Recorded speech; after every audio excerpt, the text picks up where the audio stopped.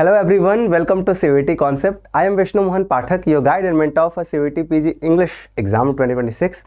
And as you all know, we have recently started a series where we are trying to solve the previous year questions, and we are not just looking at the answers of these questions. We are also trying to find out why these questions matter to us, why are they relevant, and how you can use these questions as a resource. ठीक है, so we have already discussed or say we have solved around 35 questions of 2022 exam, the one that I have also qualified. तो फिलहाल के लिए let's talk about a few more things. ये है CVT Concept का app play store पे, और इसको आप क्या करेंगे, डाउनलोड करेंगे अगर, तो आपको हमारा फ्री कोर्स, इस पे नॉट फ्री, जो कोर्स है वो आपको बहुत ही चीप रेट्स में, मतलब इतना सस्ता जो मुझे नहीं लगता कि मार्केट में कोई भी ऑफर करता है, वो आपको मिल जाएगा. देखिए यहाँ पे पीजी कोर्सेज जो है, ये आपको सिर्फ आप मेरा रेफरेंस दे देंगे, आप CVT कॉन्सेप्ट के नंबर पे कॉल करके बोलेंगे कि मेरे रेफरेंस है, तो आपको 2000 या उसके आसपास में ही, उससे कम में ही मिल जाएगा, कोई इसकी उम्मीद है. ठीक है, तो आप अभी जल्दी इसको ऑफर को ग्रैब कीजिए, एंड और भी सब्जेक्ट्स इसमें अवेलेबल है. ठीक है, CVT कॉन्सेप्ट का ऐप डाउनलोड करिए. अब आते हैं जो हमको डिस्कस करना है. ठीक है, तो हमने ऑलरेडी क्वेश्चन नंबर, हमने यूफेमिज्म का क्वेश्चन करा दिया है. आप, ये लास्ट क्वेश्चन था कल का, इसका आंसर आप लोग खुद बताएं. अगर आपको याद है तो वापस जाके वो वीडियो ना देखें, आप इसका आंसर बताएं. ठीक है, so the 39th slide, coming to question number 36 here. ठीक है, एक बात ये भी है कि आज थोड़ी सी गति रखेंगे क्योंकि we have more questions to cover. So if I find any question simplistic enough, I will skip to the good part.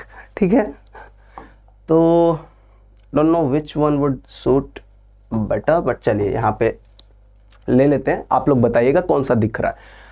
Caliban in the Tempest is an anagram of. ठीक है, let me just quickly check the camera if it's visible. Yeah, it's fine. ठीक है, so Caliban is a character who has been studied from the post-colonial lens very often. उस जब भी पढ़ा जाता है टेम्पेस्ट को कॉलोनियल पर्सपेक्टिव से, usually it involves Caliban, Prospero. So who Tempest किसका है? शेक्सपियर का. कल के ही सोल्यूशन में देखा कि 1610 to 1611 is the more generally accepted date for the public, for date in which or the year in which Tempest was probably written or performed. क्योंकि इसके लिए के ऑथोरिटेटिव डेट्स बहुत ज़्यादा नहीं है, डिसाइड करना बहुत मुश्किल है, इसलिए टेम्पेस्ट को हम मानते हैं कि 1610 या 11 के अराउंड हुआ होगा. कैलिबन उसमें एक कैरेक्टर है. कैलिबन कौन है? प्रॉस्पेरो अपने किंगडम से भगा दिया गया है, and he goes to an island. Basically he goes to the island accidentally, where he finds Sycorax, a sort of quote unquote witch, a quote unquote a woman who had magical powers, and he drives her away. and Caliban जो उसके protectorate के sort of में रहता है, उसको ये अपनी language सिखाता है and makes him the slave. So ये अब क्वेश्चन आता है, what is an anagram? Anagram is something where you rearrange the words. ठीक है, you rearrange the words, spellings. ठीक है, और उनमें भी स्पेसिफिकली जब हम बात कर रहे हैं तो स्पेलिंग्स की बात कर रहे हैं. क्या? जैसे मान लीजिए मैं बोलूं कि listen, LISTEN, this is a word. ठीक है, मैंने इसमें से S उठाया, लिखा S, I उठाया, लिखा I, L उठाया, लिखा L, E उठाया, लिखा E, N उठाया और लिखा N, और लिखा T. इसी लिसन को हमने क्या कर दिया? Silent. So these silent is an anagram of listen, and listen is an anagram of silent. तो कैलिबन मस्ट बी, तो यहां क्या किया है? Spelling this one, cannibal. पर देखिए इसमें इशू क्या है, द करेक्ट वर्ड एनाग्राम शब्द जो हम बात कर रहे हैं वो इसी का होना चाहिए। This word originally comes from Spanish, ठीक है, और रियल स्पेलिंग होती है कैनिबल, इंग्लिश में डबल एन यूजुअली यूज करते हैं, तो ये ऑप्शन सही है यहाँ पे, ठीक है। एनाग्राम मतलब एग्जैक्ट मतलब rearrangement of letters, rearrangement of wait letters would be much better word, ठीक है। ये हो गया, लेट्स मूव अहेड। ये क्वेश्चन आई थिंक आप लोगों ने अगर बीए में जरा भी सीरियसली पढ़ा है तो ये इजी है। Turning and turning in the widening gyre, the falcon can not hear the falconer. I have specifically discussed this poem in our course which is available on the CVT concept app. आप अगर app के जरिए जाएंगे तो आपको लगेगा कि यार ये जितने क्वेश्चंस अभी तक पूछे गए हैं या पूछने की प्रोबेबिलिटी है उसका एक मेजर चंक हमने कर दिया। I am never saying that I am what ever I am teaching is sufficient. English इतना छोटा चीज़ नहीं है कि उसका डोमेन इतना छोटा नहीं है कि आप एक टीचर के पढ़ाने से हो जाए। एक नहीं, यूट्यूब के सारे टीचर्स भी पढ़ा देना आपको। जितने लोग यूट्यूब पे हैं, किसी ऐप पे हैं, तो भी आप सिलेबस सब कुछ नहीं पढ़ पाएंगे, ठीक है। ये एक लिमिटेशन होती है, सब्जेक्ट ऐसा सब्जेक्ट हो तो उसकी एक लिमिटेशन होती है। But what you can do, आप एम.एच. अब्राहम्स, रूटलेस हिस्ट्री, इसको सप्लीमेंट कीजिए। आप या तो ये मान के चलिए कि देखिए सिलेक्शन आपका एडमिशन तो मेरे कोर्स से हो जाएगा, ये मैं जानता हूँ।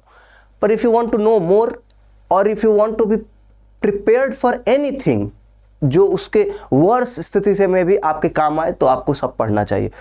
सब मतलब जो रेलेवेंट है, जो मेजर ऑथर्स हैं, वो चीज़। Turning and turning in the widening at the falcon can not hear the falconer, things fall apart, the centre can not hold, mere anarchy is loosed upon the world. ये इतना simple है कि ये the second coming जो है, second coming का है, और सेकेंड कमिंग आपका of Christ, this is an idea, और ये है किसका, W.B. येट्स का, ठीक है। W.B. येट्स के बारे में मैंने पहले भी पढ़ाया हुआ है, और ये बहुत ही इंपॉर्टेंट है। अभी इनका जो प्ले है countess Kathleen, originally written in 1892 but final draft जो उसका हुआ था, फाइनल वर्जन वो आया 1911 में परफॉर्म हुआ था और 1912 में पब्लिश हुआ था। पब्लिश और परफॉर्म, ठीक है। तो ये बात है। तो काउंटेस कैथलीन इनका एक टेक्स्ट है, इसके अंदर से, इसके कैरेक्टर से क्वेश्चन पूछा गया था अभी रिसेंटली नेट में। तो ये सब चीज़ें क्या है कि आपको पता होनी चाहिए कि ये रेलेवेंट है। और ये चारों पोम्स इंपॉर्टेंट है। Prayer for my daughter among school children, sailing to Byzantium, that is no country for old man. ये बात सेलिंग टू बाइजेंटियम में है, पहली लाइन है, पूछ देगा। इसलिए हम बताते हैं कि जब आप पढ़ रहे हैं तो आपको हर पोम की बिगिनिंग देखनी है। आप the best way to study the is not shortcuts. आप जाएंगे, आप सोचेंगे सब मैं रट लेता हूँ, हो जाएगा, नहीं। क्वेश्चन सॉल्व करने के लिए आपको लिटरेचर में ग्लाइड करना पड़ेगा। ग्लाइड कैसे करेंगे, आप एक्चुअल टेक्स्ट, जैसे मान लीजिए अगर आप कोई हिस्ट्री की बुक पढ़ेंगे तो उसमें जरूर ये कोटेड मिल जाएगा, कोट करके हुए मिल जाएगा आपको। Who introduce the touch stone method in poetry, आप लोगों में BHU में भी ये पढ़ाया जाता है, हर यूनिवर्सिटी में पढ़ाया जाता है। ऑब्वियसली इट्स मैथ्यू आर्नल्ड, ठीक है, मैथ्यू आर्नल्ड का, और वो ऐसे का नाम है इन द ऐसे, कौन सा ऐसे है, द स्टडी ऑफ पोएट्री, ठीक है। The study of poetry is the ऐसे जिसमें ये आया था। ये ऐसे आया 1980 में, अरे सॉरी 1880 में, सॉरी हाँ 1880 में ये ऐसे आया था। मैं इसको क्लियर करके ऐसे कर देता हूँ, अच्छे से लिख देता हूँ, क्या फ़र्क पड़ता है, फिर से लिख देते हैं। 1880 में फर्स्ट टाइम आया था एक मैगजीन सॉर्ट ऑफ में, लेकिन फिर उसको 83 में उन्होंने कहीं और पब्लिश कराया किताब में। तो what is the touch stone method? Touch stone means what Matthew Arnold argues here, this is a poem and this is also a poem. So how are we supposed to understand the comparative values of these two poems? Say this one, there is this one guy who is saying that this is a better poem, and the second one is saying that this is a better poem. तो किसकी बात सही है? तो मैं Arnold says कि देखो भाई, हम एक टच स्टोन बनाते हैं. What is touch stone? आपने हिंदी में सुना होगा पारस पत्थर. सॉरी अगर आपको थोड़ा मेरे लिखने में, पारस पत्थर आपने सुना होगा ना. पारस, पारस क्या होता है? उसके ऊपर when you rub the gold, पता चल जाता है कि गोल्ड असली है या नकली. यही है टच स्टोन. टच स्टोन यही चीज होती है जिसपे गोल्ड को रगड़ते हैं तो रियल गोल्ड का पता चलता है. Similarly if you had a parameter जिसको पढ़ के, जैसे मैं कहूं कि अगर किसी आदमी के पास एक गाड़ी है मर्सिडीज, एक बड़ा सा बंगला है और उसके पास 10 बीघा खेत है, तो उसको मैं रिच बोलूंगा. तो I have decided the parameters, car, घर और जमीन, मैंने पैरामीटर्स बना दिए. अब क्या है, जो भी इस पैरामीटर फिट बैठता है वो रिच है. ठीक है. सिमिलरली जो भी पोम टच स्टोन, यानी who is the touch stone, जैसे शेक्सपियर की पोम्स, शेक्सपियर जैसा लिखते हैं वैसा कोई लिख रहा है तो कुड बी सेड कि वो भी अच्छा पोएट है. यही बात है. ऑल्दो इसका एक अपना controversial point भी है that it rejects innovation. Say some people like Samuel Beckett might not be writing like Shakespeare, his dramas are not like Shakespeare, but is his drama is Waiting for Godot irrelevant? Not really. So it has its own problems as well. Let's move to the next question. Salman Rushdie won the Booker of Booker's prize. The trick is here, Booker of Bookers, not simply Booker. ठीक है. Booker of Booker's इनको midnight children के लिए मिला है. ठीक है.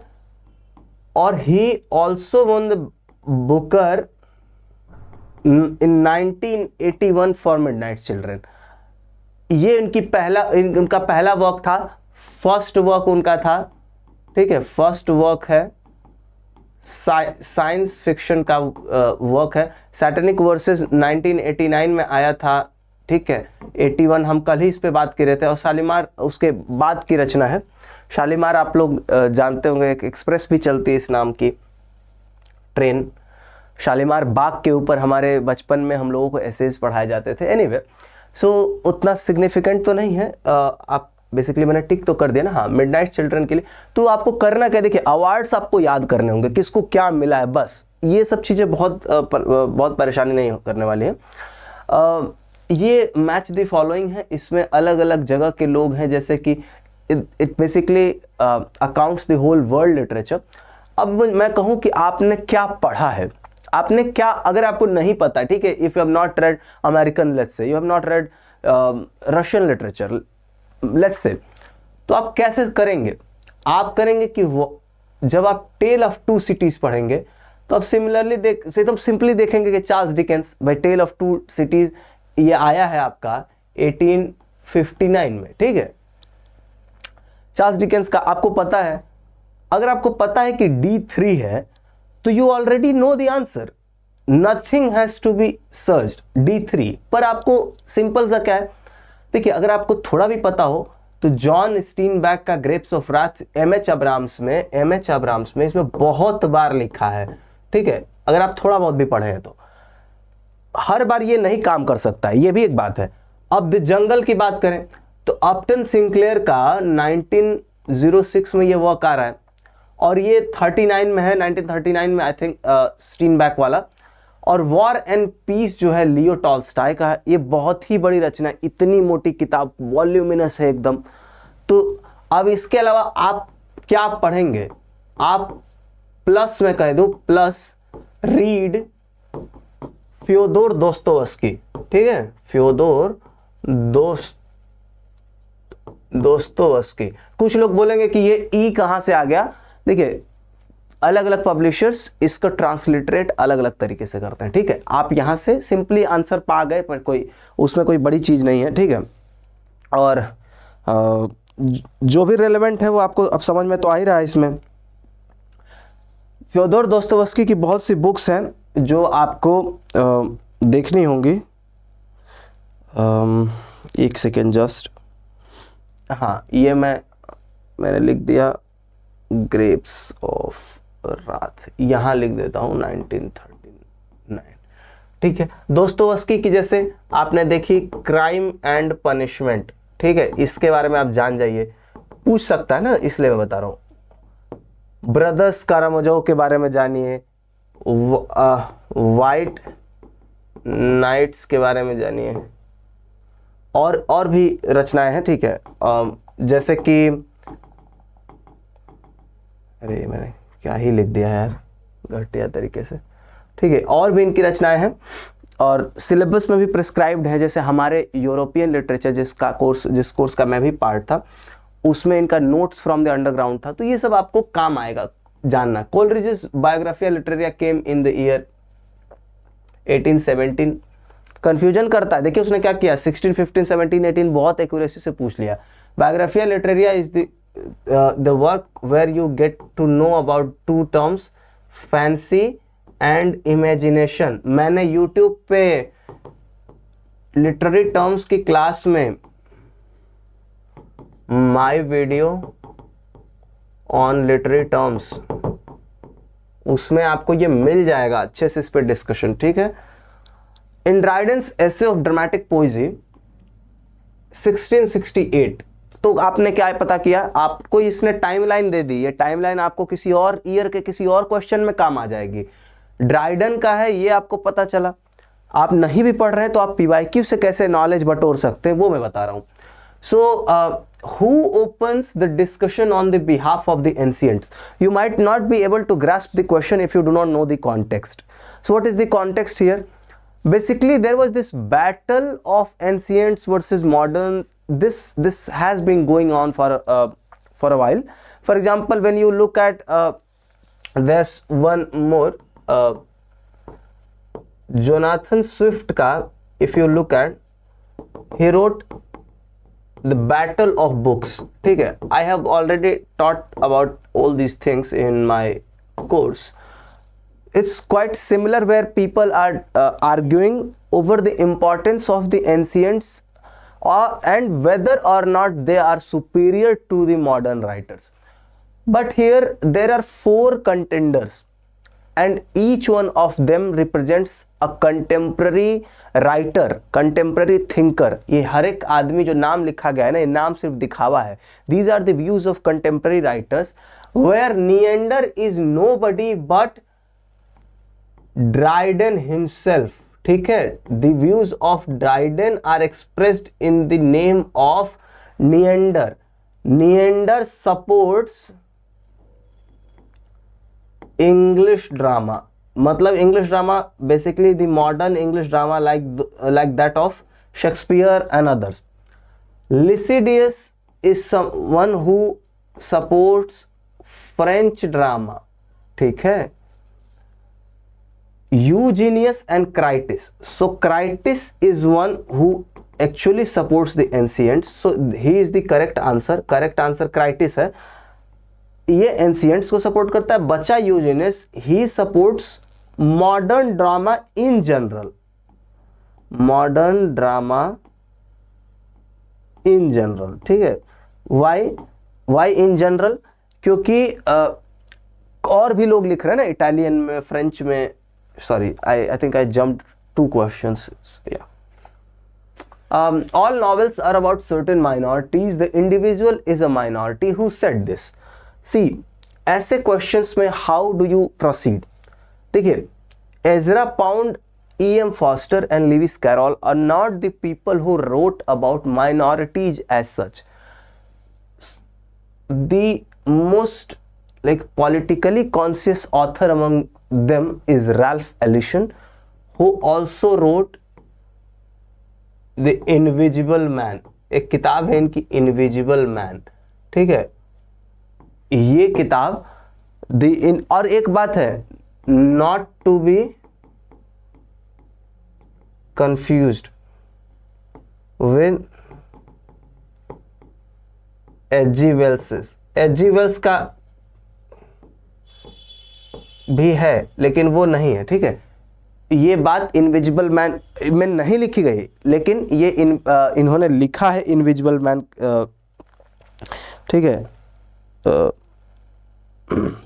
और क्या इसमें था, तो ये पहली बार फर्स्ट अपीयरेंस इसकी जो थी, first appearance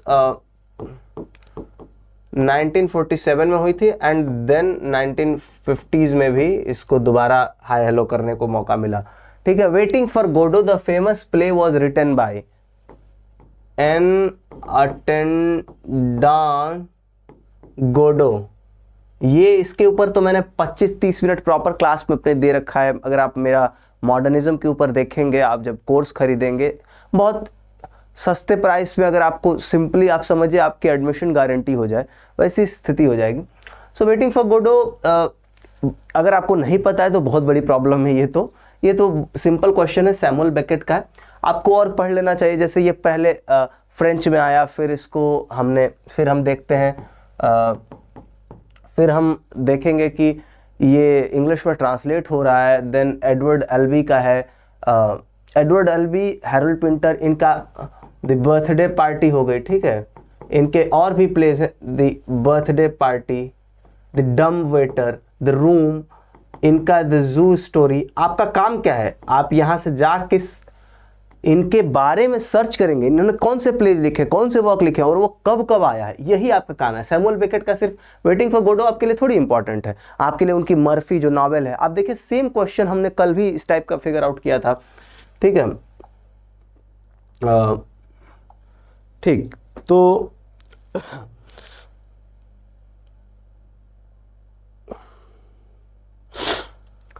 who is the poet of the, अरे ये तो क्या ही पूछ देते हैं, एस टी कॉलरेज, आपको भी पता है। लिरिकल बैलड्स इन लोगों ने, सॉरी ऐसे लिख देते हैं ना, रुकिए, ये तो लिरिकल बैलड्स जो है इसका आया था 1798 में। और एंशिएंट मैरिनर आपको पता है, इसमें एक बहुत फेमस लाइन थी,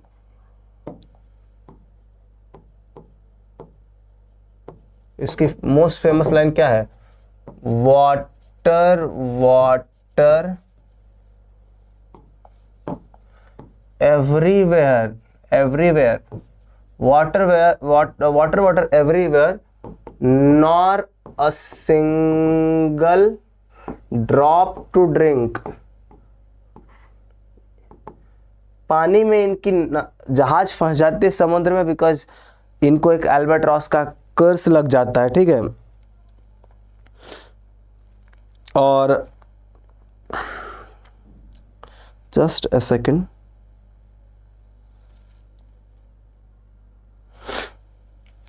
हाँ, तो ये चीज है, तो वो तभी बोलता है कि हर और पानी है पर पीने को पानी नहीं है, ठीक है। एक चीज जो मुझे यहाँ अभी मुझे ऐसा लग रहा था, देखिए इसकी 1952 में फर्स्ट परफॉर्मेंस हुई थी, ठीक है। ये मुझे लग रहा था कि मैं फर्स्ट परफॉर्मेंस इसमें हुई 54 में, I think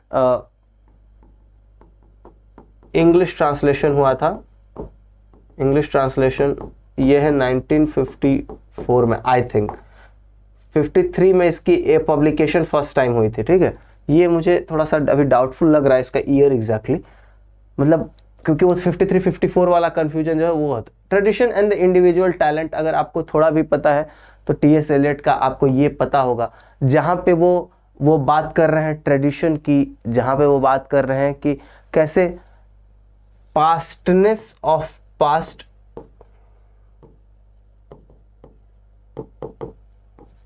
but also of its presence. कहते हैं कि कोई भी व्यक्ति अच्छा राइटर तब होगा, गुड राइटर तब होगा, ठीक है, जब वो अवेयर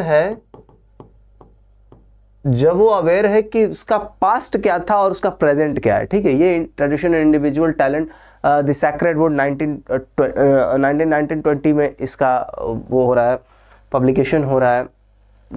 सैक्रेड वुड में आया था उसी 2022 वाले पीरियड में। ये सबसे आसान क्वेश्चन इसका, Hind Swaraj was written by Mohandas Karamchand Gandhi, इसमें कोई वो नहीं है, 1909 में आया था। और दे होम रूल हिंद स्वर home rule, sorry, home rule जो है वो इसी से संबंधित है, ठीक है। Let me quickly switch to the yellow one now. Gopal Krishna Gokhale is known as the political guru of M K Gandhi, ठीक है, यहां लगा देते हैं, ठीक। मौलाना अबुल कलाम आज़ाद आपको पता है हमारे प्रथम शिक्षा मंत्री थे। सर्वपल्ली राधाकृष्णन के नाम हम लोग जिनके बर्थ पे मनाते हैं आपके टीचर्स डे, एंड देन उसी दिन आप वो भी BHU के एक कुलपति के रूप में काम कर चुके हैं। The pen is mightier than the sword, this is an example of. जब मैं ये पेपर अटेम्प्ट कर रहा था तो मेरे सामने ये बहुत बड़ा डिलेमा था कि how to attempt this question. So देखिए, pathetic fallacy is irrelevant here. ये पैथेटिक फैलेसी नहीं आपको पता है, जिसको भी जरा भी विमसेट बर्डसली थोड़ा भी कुछ और वो उनका क्या बोलते हैं जॉन रस्किन का आइडिया है, वो अफेक्टिव फैलेसी, पैथेटिक फैलेसी, ये सब में नहीं फंसेंगे, ठीक है। तो ये तो नहीं है, डेफिनेटली नॉट। और इसमें जो कंफ्यूजन होता है ना, यहां हम आपको बताएं तो सिनेक्डॉकी जो है ये और साइनेडॉकी, यहां पे लिखे सिनेक्डॉकी होता है। आई क्विकली चेक इट, क्योंकि मुझे लगता है ये स्पेलिंग इन्होंने गलत छाप दी थी। हाँ, मैं सही लिख रहा हूं, यहां सी मैं ऐसे कर दूं क्या, ये SYNECDOCHE होता है, ठीक है। ये इसका सही स्पेलिंग ये होती है, ठीक है। ये और मेटोनिमी, जिसको भी पता है उसको कंफ्यूजन सिर्फ इन्हीं दोनों के बीच में होगी, ठीक है। और ट्रांसफर्ड एपिथेट में क्यों नहीं कंफ्यूज होगी? ट्रांसफर्ड एपिथेट वो होता है जहां पे ह्यूमन एट्रीब्यूट दे दिया जाता है, ठीक है। और ह्यूमन एट्रीब्यूट पैथेटिक फैलेसी में भी चीज हो सकती है। अब फंसा ये ह्यूमन एट्रीब्यूट का यहां कुछ नहीं है, यहां पेन ऑब्वियसली है, एक तरीके से माइटियर वाली बात हो रही है, पर ये एग्जाम्पल इन दोनों में से बीच का है। अब प्रॉब्लम क्या है, इसके और मेटोनिमी के बीच का अंतर जब आप समझ जाएंगे ना तो आपका काम हो जाएगा। मेटोनिमी क्या है, पहले इसको देखते हैं। पार्ट होल रिलेशनशिप, ठीक है, यह है पार्ट होल रिलेशनशिप। और ये क्या है, ये रिप्रेजेंटेशन का है, ठीक है, ये रिप्रेजेंटेशन की बात हो रही है। अब जैसे कहें आई हैव रेड मिल्टन, तो आपने क्या मिल्टन का मुंह पढ़ा है, मिल्टन पढ़ा है? क्या मिल्टन होता है भाई? मिल्टन बॉटल पढ़ी है? नहीं, मिल्टन के वर्क्स पढ़े हैं। तो दिस रिप्रेजेंट्स कि मिल्टन का अर्थ है एसोसिएशन से, एसोसिएटेड। अब बताएं, एंड देयर वर 10 हैंड्स। अब आप सोचेंगे यहां भी एसोसिएशन है यार, 10 हाथ है, और फिर 10 हाथ है तो वो भी एसोसिएट होकर क्या बोलेगा कि किसी नाव पर 10 हाथ हैं, माने 5 लोग काम कर रहे हैं। तो पार्ट इसमें प्रॉब्लम क्या है, ये दोनों एक ही जैसा लगेगा ना कि मैंने मिल्टन पढ़ा है और यहाँ 10 हैंड्स है, दोनों किसी को रेफर करते हैं ओवरऑल। पर प्रॉब्लम क्या है कि यहां रिप्रेजेंटेशन किसी भी टाइप का हो सकता है, यहां सिर्फ पार्ट एंड होल का रिप्रेजेंटेशन होता है। Part whole representation means basically जैसे 10 hands represent the parts of whole humans, where Milton का रेफरेंस मींस मिल्टन के सारे वर्क्स। तो यहां सीन रिप्रेजेंटेशन का, जैसे ये चीज सिर्फ इसमें ना हो के कहीं और केसेस में अप्लाई किया जा सकते। तो pen is mightier than the sword is an example of metonymy, ठीक है। ऑल्दो पीपल में एक्चुअली से कि हाँ भाई ट्रांसफर्ड एपिथेट में क्यों नहीं बोलूं, जैसे मैं बोल दूं कि ट्रांसफर एपिथेट में क्या होता है, मैं एग्जांपल दूं टी एपिथेट का। जैसे ट्रांसफर्ड एपिथेट का एक अच्छा एग्जांपल होगा स्लीपलेस नाइट, ठीक है। तो नाइट स्लीपलेस हो गई, यहाँ एसोसिएशन वो वाला नहीं है, ठीक है। तो ये इस, और दूसरा ऐसे क्वेश्चंस में कई बार कंफ्यूजन होती है, पर इसका रियल आंसर लोग उस वक्त भी मेटोनिमी माना था एनटीए ने, ठीक है। हु हैज ऑथर्ड गोदान, इससे आसान क्वेश्चन क्या होगा, मुंशी प्रेमचंद ने। आपका ये ऑथर क्या है, 1936 में आई थी। और एक चीज और जान लीजिए, Indian progressive writers association, progressive writers alliance या एसोसिएशन, एसोसिएशन स्लैश अलायंस जो है, इस ये भी बनी थी, इसका पार्ट थे मुंशी प्रेमचंद, ठीक है। उनका रियल नाम क्या था, what was his real name, Dhanpat Rai Srivastava, ठीक है। अब बचता है, अब इसमें कुछ और लोग हैं, अमृता प्रीतम हैं, जिनका बर्थ हुआ था 1919 में, जिन्होंने बहुत ही बेहतरीन कुछ कुछ चीजें लिखी हुई हैं।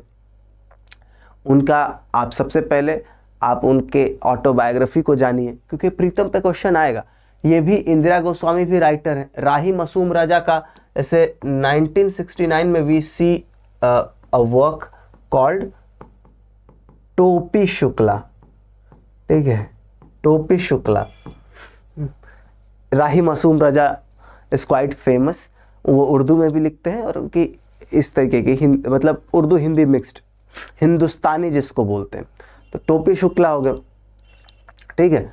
प्रेमचंद की तो आपने इतनी रचनाएं पढ़ रखी हैं, मतलब गोदान, गबन, निर्मला, आपको कुछ भी पूछ सकता है, प्रेमाश्रम, ठीक है, सेवा सदन, ऐसे तमाम वर्क्स के बारे में पूछ सकता है। मैंने ये हर एक वर्क खुद भी पढ़ा है। गोदान का ट्रांसलेशन पूछ सकता है, translation gift of a cow, और इसका मोस्ट फेमस ट्रांसलेशन है the gift of a cow. ये एक है गॉर्डन सी रोडरमल ने ट्रांसलेशन किया। इसके 5-6 ट्रांसलेशन हो सकते हैं। इसका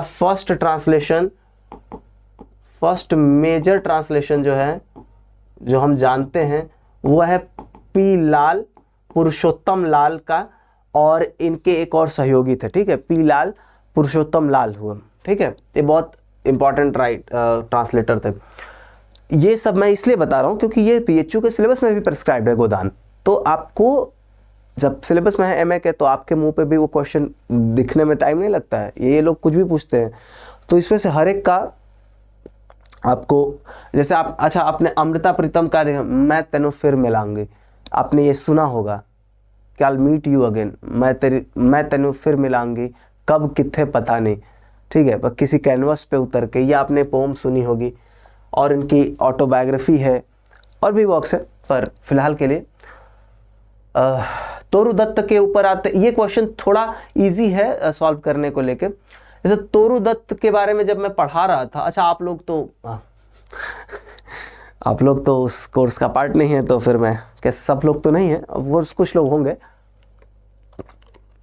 तो तोरू दत्त जब हम पढ़ा रहे थे, तो हम पहले यही बात किए कि आप भी पढ़ रहे हो तो आपको क्या पता करना है, कहीं भी कोई भी बुक लेके पढ़ें, आप एम के नायक लेके पढ़िए, कहीं से भी पढ़िए, पता चलेगा कि अच्छा तोरू दत्त वो थी जो भारत से बाहर गई, उन्होंने कुछ दिन, 3 साल, 3.5 साल, 4 साल का जीवन फ्रांस में बिताया। तो यहाँ फ्रेंच कहाँ दिख रहा है भाई, फ्रेंच तो एक ही जगह दिख रहा है यार। अब छोड़िए, मुझे अब पता ही नहीं मीना अलेक्जेंडर कौन है, सरोजनी नायडू का मुझे कोई नहीं पता, लेकिन मुझे कमला दास का बीए में मेरे प्रेस्क्राइब्ड है द ओल्ड प्ले हाउस, ठीक है। अब मेरा सॉर्टेड है, क्या सॉर्टेड है, सॉर्टेड है सी का 1, मैंने 2 ऑप्शन से एलिमिनेट कर लिया, फटाक से कर लिया है। C1 मुझे पता है, तो ओल्ड प्ले हाउस इनका है, चलो हटाओ। अब मैं जब C1 पता चल गया, तो मुझे पता है कि मीना अलेक्जेंडर का विदाउट पैलेस है, ठीक है, विदाउट प्लेस है, सॉरी।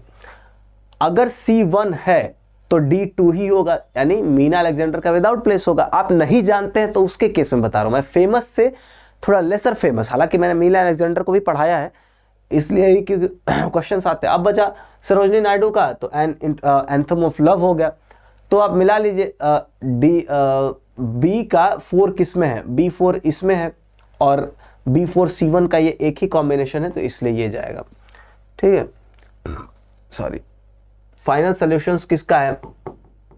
93 में हम कल ही इसको पढ़ रहे थे ना, महेश दत्तानी का। इस पे क्वेश्चन आ चुका है, लेकिन आपको जानना किसके किसके बारे में? तेंदुलकर, राकेश, गिरीश कर्नाड, मोहन राकेश पे आ चुका है। मैंने पहले भी इसको पढ़ाया है, इसीलिए आषाढ़ का एक दिन, ये आई थिंक 1968 में आया था। चेक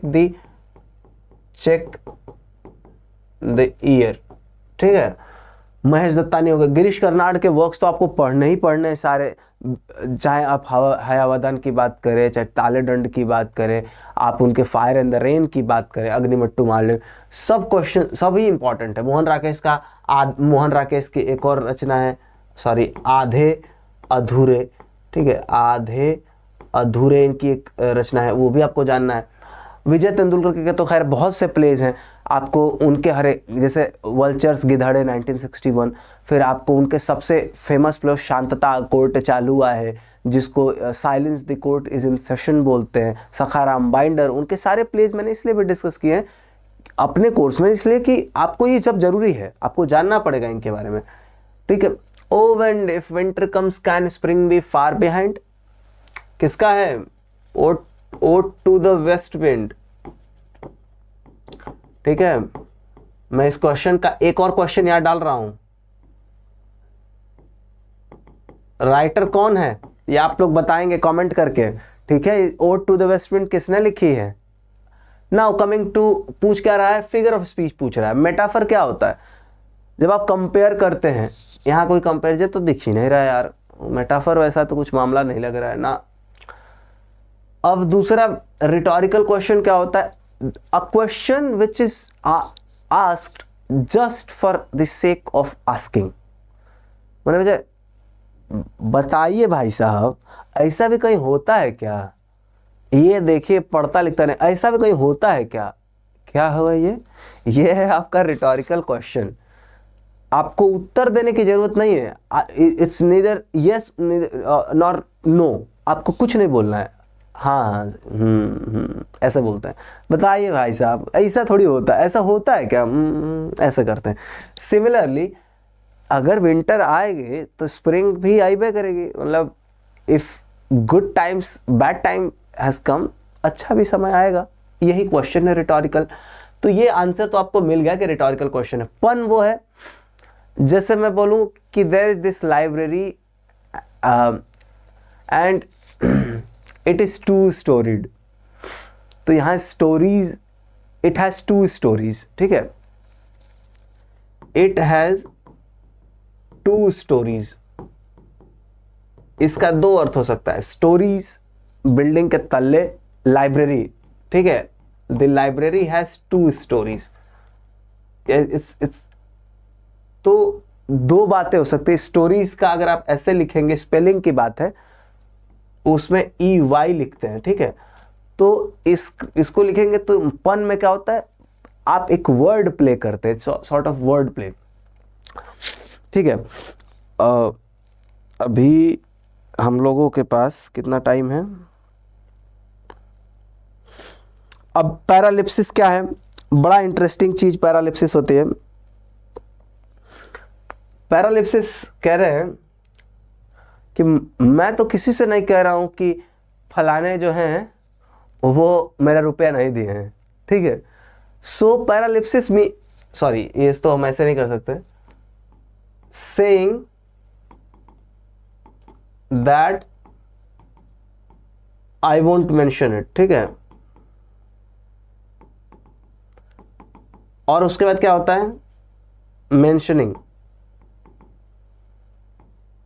जैसे भाई साहब, मैं किसी को नहीं बताऊंगा कि ये जो है इन्होंने 30 रुपया नहीं दिया है, और हमने वो बता दिया।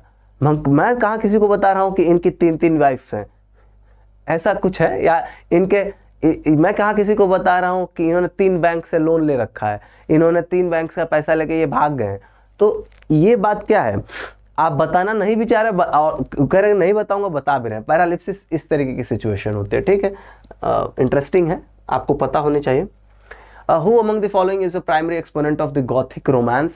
गॉथिक में आप देखिए, इस पे बहुत आसान है कि गॉथिक का एन ब्रॉन्ड से कोई मतलब नहीं है। ठीक है, उनका वर्क है एग्नेस ग्रे या टेनेंट ऑफ विंडल हॉल जो है 1840। एक तो मैं 18 और 1900 बहुत बार बार, तो इसका आंसर तो बहुत सिंपल है, होरेस वॉलपोल का है। कल भी हमने एक ऑप्शन में इनको देखा था। और दी कासल ऑफ ओट्रांटो इनका वर्क है। गॉथिक में तो 10-5 गिन के वर्क्स हैं, उनका आपको याद करना मुश्किल है। चार्ल्स डिकेंस, टॉमस हार्डी, आपको पता है सोशल नॉवेल्स चल रही हैं इनके में, कोई नहीं। Daffodils is a poem by, ये तो बच्चे बच्चे को पता होता है भाई, इसको मैं सॉल्व करा क्या करूंगा। इसका रियल टाइटल है I wandered lonely as a cloud. ठीक है, इसका जो ओपनिंग लाइन है डैफोडिल, उसका नाम नहीं है तो हाँ। और इन्होंने कहीं देखा डैफोडिल्स, इसको बहुत एग्जाम्पल के रूप में यूज किया। ये सब तो बेसिक है, लेकिन अभी क्या करना है आपको, ब्लेक की भी पोम्स देखनी है, शेक्सपियर की भी देखनी है, कीट्स की भी देखनी है। जैसे ब्लेक का है, ब्लेक का क्या इनोसेंस हो गया एंड एक्सपीरियंस हो गया, इसके ऊपर क्वेश्चन आया कि नहीं आया? अगर आपने ये यहीं से देख लिया तो आपको 24-25 किसी ईयर में इस पे क्वेश्चन मिल जाएगा। कीट्स की अब ला बेल डेम सैंस मर्सी पढ़ा दी, लेडी विदाउट मर्सी, उनका कोई एक बैलेड पढ़ लिया आपने, वो बैलेड वाला क्वेश्चन बन जाएगा। मेरे मॉक टेस्ट में भी मैंने इस तरीके क्वेश्चन डाल रखे हैं इसीलिए। और अब और आपको एक और बड़ी बात है कि हमारे उस पर आपको मॉक टेस्ट अच्छे से मिल जाएंगे। ठीक है, which on the following plays was written by Harold Pinter. अभी हम थोड़ी देर पहले ही बर्थडे पार्टी की डिस्कस कर लिए, तो अभी इस क्वेश्चन को मैं क्या बोलूँ, सॉल्व करने का वो तुक खत्म हो गया। 59 वाले फेज में ये सब लिखा जा रहा था। बर्थडे पार्टी, डम वेटर, ये सब प्लेज एक कलेक्शन में फेबर एंड फेबर कंपनी है। तो इसके कैरेक्टर्स जो है स्टैनली वेबर, इसका चीफ कैरेक्टर, मैं उसकी बात कर लेता हूँ। और ये स्टैनली वेबर जो है वो मेग और एंड पीटी के घर में जाके रह रहा है, बोर्डिंग हाउस है उसमें रह रहा है। देन मैककैन और गोल्डबर्ग करके 2 लोग आते हैं जो इसको उठा ले जाते हैं। स्टैनली वेबर बहुत ही कॉम्प्लेक्स प्ले है, इसको पढ़ेंगे आप खुद पागल हो जाएंगे। और ये आता है कॉमेडी ऑफ मेनेस के कैटेगरी में। मेनेस अगर आप पढ़ेंगे इसको, पता है क्या है, आप बोलिए कॉमेडी ऑफ मैनर्स। मैनर्स जो है शब्द which represented the high class society, उसी का एक ट्विस्टेड वर्जन है द कॉमेडी ऑफ मेनेस। इसके अंदर बहुत सी कॉमेडी इस टाइप की। A doll's house was written by Henrik Ibsen, Norwegian playwright. It has served as an inspiration for several writers. It's also very significant, important, ये भी important play है, important है। वॉल्पनी है आपके बेन जॉनसन का, इसके बारे में आपको पता होना चाहिए जब। और arms and the man GB Shaw का है, आर्म्स एंड द मैन है आई थिंक, जीबी शॉ का है। ठीक है, ये इसमें कौन है, इसके 2 कैरेक्टर्स है। राइना पेटकॉफ आपको याद रखना है, ये वार के कंडीशन में राइना पेटकॉफ है, और ब्लोशली जो है ये दूसरा है। ठीक है, हो गया। DH Lawrence uses the expression one bright book of life to describe what.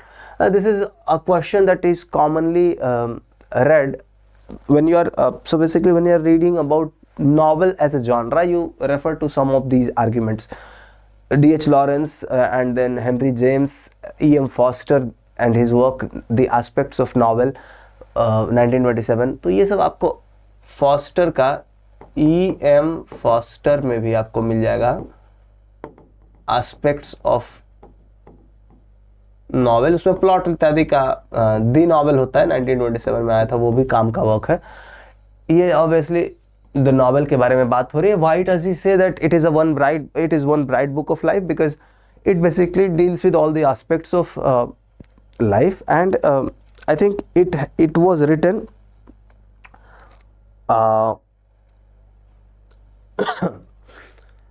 it was written in an essay, why the novel matters. I think this was the title, essay है। मैं एक बार इसको चेक कर लूँ क्या कि मैंने सही बताया है कि नहीं।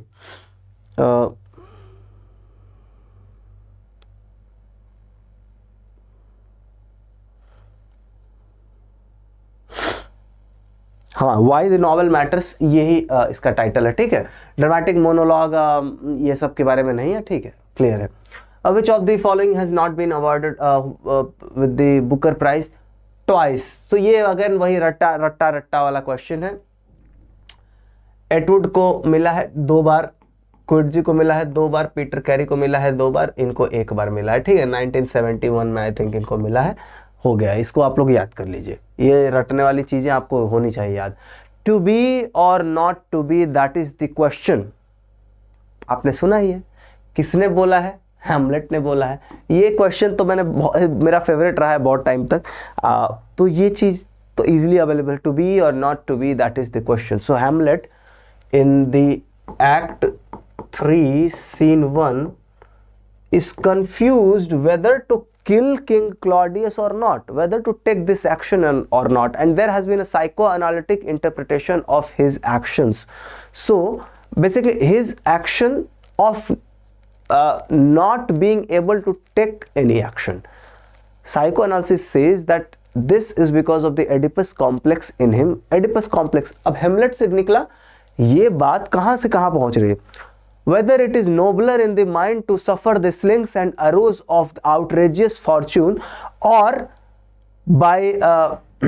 by something ऐसे whether it is nobler in the mind to suffer outrageous fortune or by opposing and them, मतलब वो कह रहे हैं कि क्या ये अच्छा है कि मैं फॉर्चून के आउटरेजियस चीजों को सहन करूं, और by opposing end them, sea of troubles जो है उनको बाय अपोजिंग एंड कर सकता हूं कि नहीं।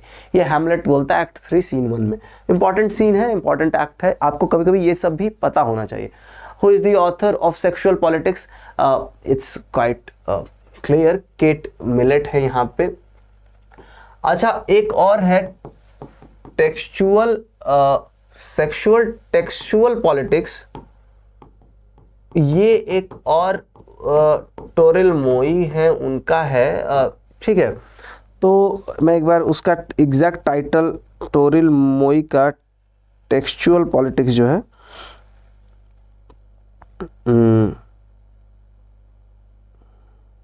हाँ, सेक्सुअल/टेक्सचुअल पॉलिटिक्स उसका टाइटल है, और सेक्सुअल पॉलिटिक्स इनका केट मिलेट का है, ठीक है। तो ये है 1970 में आया था ये बात। सैंड्रा गिलबर्ट और गिलबर्ट एंड गुबार का mad woman in the attic, ये एक इंपॉर्टेंट ऐसे है, ठीक है, एटवुड का। और इनका 6 का हमने कल ही बात किया, एक क्रीचर फेमिनिज्म के बारे में। अच्छा, और एक और चीज जो मुझे लगता है जो मुझे कल लिख देने चाहिए थे, वो ये है कि इनका एक सॉर्ट ऑफ ऐसे है, द लाफ ऑफ मेड्यूसा, 1975 में आया था। ये आपको कभी कभी आई थिंक मैड वुमन 79 में ही ये भी आया था, मैड वुमन 79 में आया था। मुझे पता नहीं क्या मेरे साथ इशू है, पर मैं सैकड़ों बार जब पढ़ता हूँ ना, तो हाँ देखिए, मुझे याद है कि 1979 में, बट वही है कि मैं खुद भी, और इसके एक और कंट्रीब्यूटर थे सुजान गुबार, ठीक है,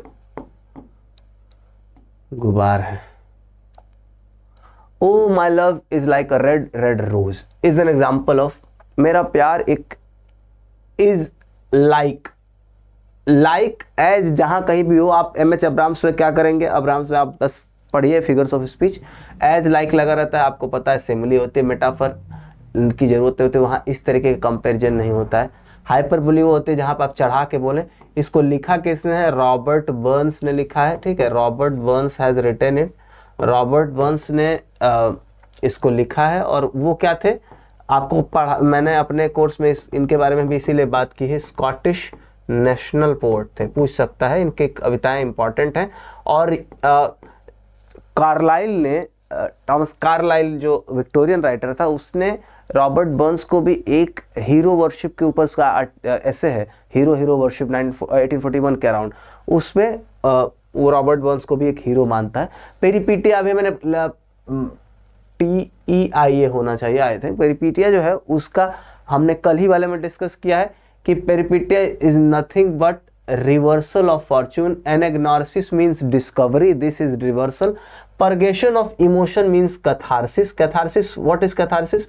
Purgation of emotion. मैं आपको बोलूँ कि आप बहुत परेशान थे and then you cried, आपका इमोशन परगेट बाहर आ गया, यानी आपको अच्छा लगने लगा, यू फील लाइट, हल्का। तो इसके बहुत से डेफिनेशन है, इंटरप्रिटेशन है, लाइक द मेडिकल मेटाफर कि भाई इसके मेडिकल बेनिफिट्स हैं। Then religiously you become pure. आप ड्रामा में कुछ देखते हैं, भयावह आपने देखा, उसकी मौत हो गई, आप रोए एंड यू फील रिलैक्स्ड, तो कैथारसिस हो गई। Tragic flaw is nothing but hamartia. Hamartia वो है जिसके वजह से कोई भी कैरेक्टर बर्बाद होता है, उसके अंदर का इनर फ्लॉ, जैसे कि the ambition of for example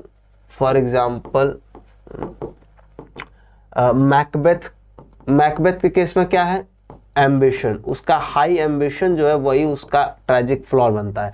तो एक कैरेक्टर जिसको कुछ नहीं बिगाड़ सकता, जिसका कोई भी कुछ, उसका हाई एम्बिशन उसको गलत रास्ते पे ले जाता है। Recognition of error is nothing, recognition and discovery are more associated with anagnosis. Who defended poetry against Stephen Gossin's The School of Abuse? So if you know the timeline simply, आपको पता है कि फिलिप सिडनी जो है उनका सबसे पहले ही उनका ये आ चुका था, ठीक है। आई थिंक हम लोग थोड़ा सा टाइम ले चुके हैं।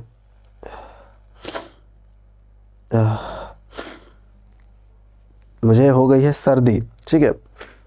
तो ये 1595 में आया है, एन अपॉलजी फॉर पोएट्री, ठीक है।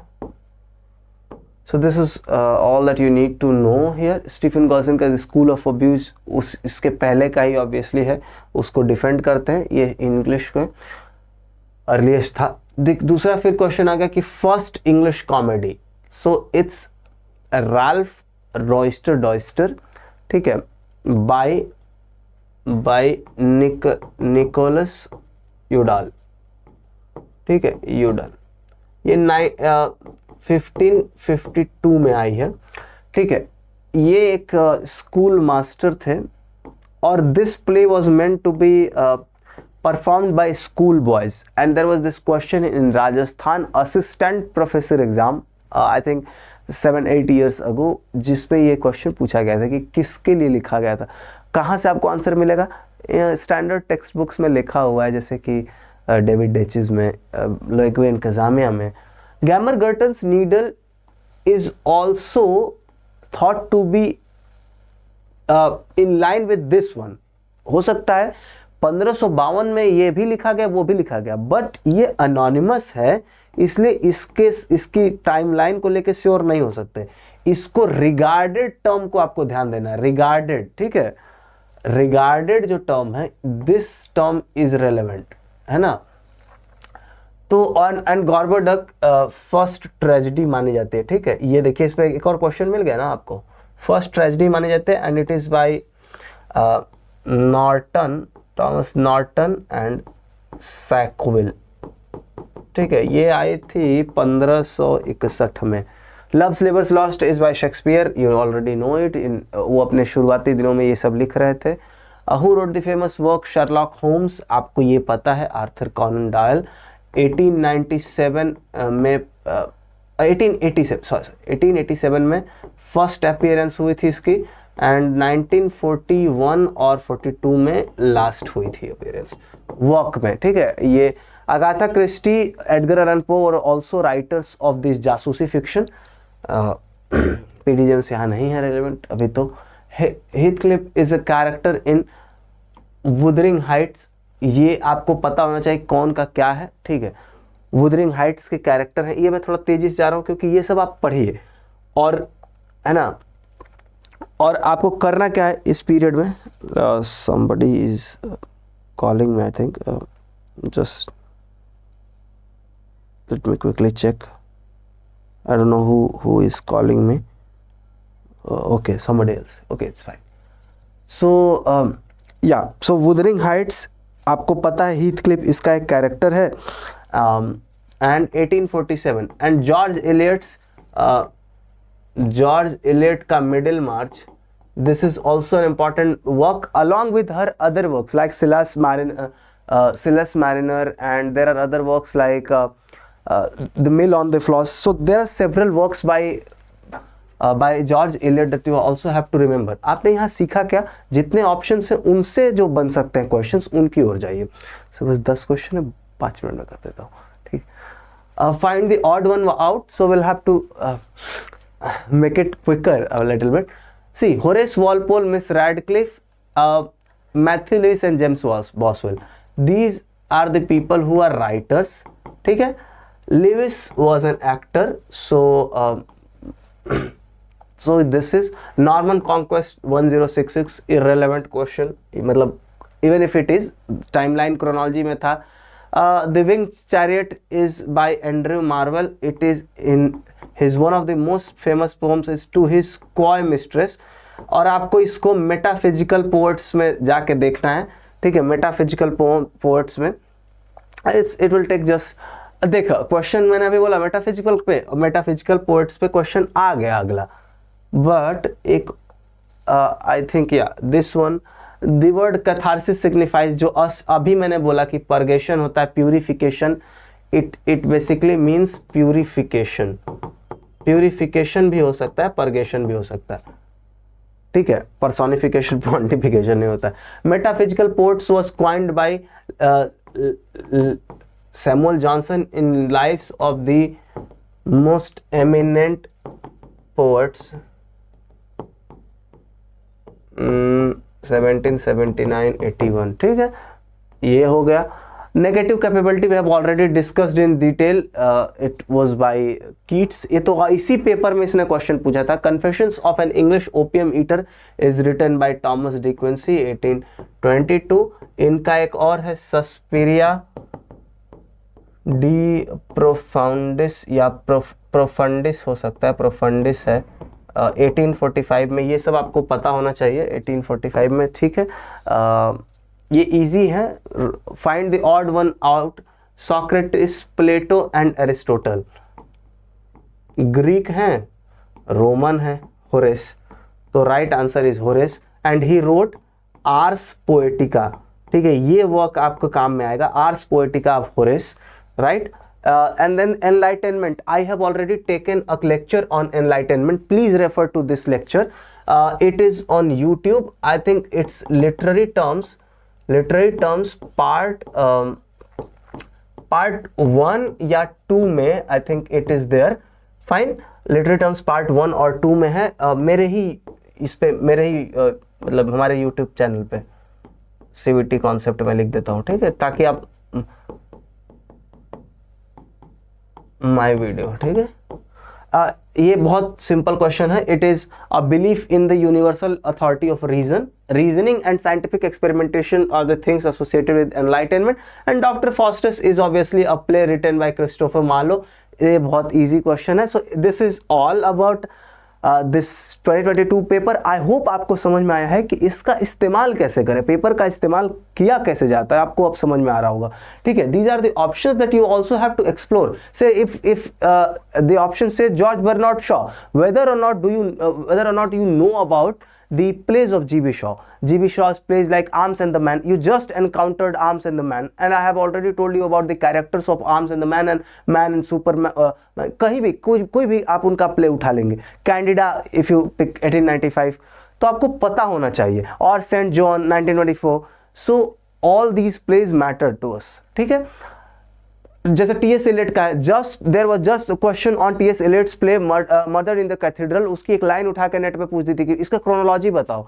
ये कुछ भी हो सकता है, इसलिए इन ऑप्शंस के जरिए जाए. And you have to know all the plays of William Shakespeare, all 39 plays, whether written in collaboration with John Fletcher or independently written. ठीक है, तो this was all. Now we are running short of time, so this is a closure. ठीक है, thank you. We will discuss 2023 paper later on or in the next class itself. ठीक है, thank you.